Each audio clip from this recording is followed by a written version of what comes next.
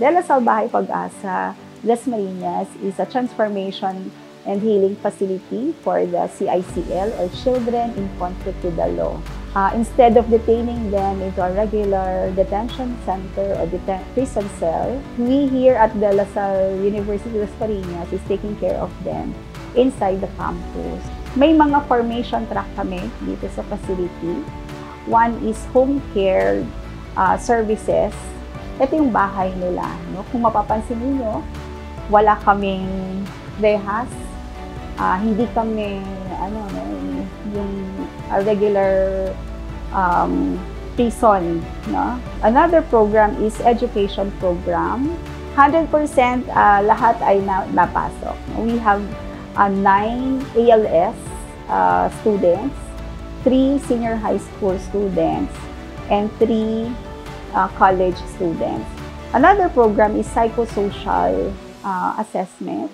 For the livelihood program, other program is the support program. Sa support services, dito naman yung mga legal services. No? Kasi naniniwala kami na hindi doon natatapos yung ating mission. No? Gusto natin na ma-monitor sila hanggang sa paglabas nila dito sa center. Pati sa education, no?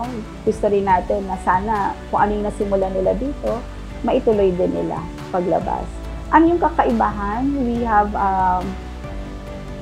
formation program para sa mga bata.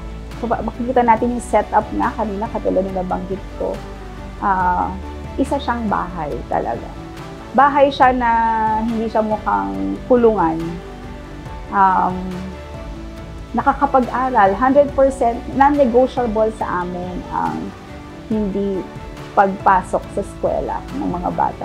Kasi gusto natin na hindi lang yung bata yung ma-transform natin, sana ma-transform din natin yung parents and ma-build natin, no? Ma-connect natin sila ulit sa isa't isa.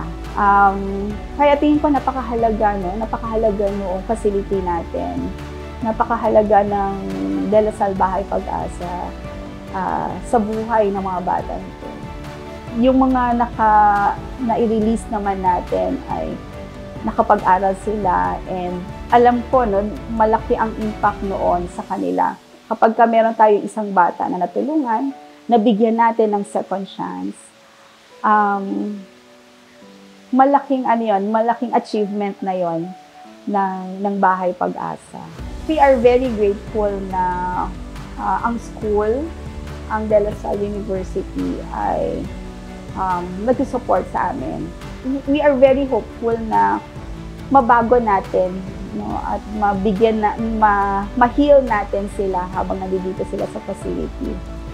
Mabago natin at mabigyan natin sila ng second chance para mabago nila yung buhay nila at maging successful sila in the future.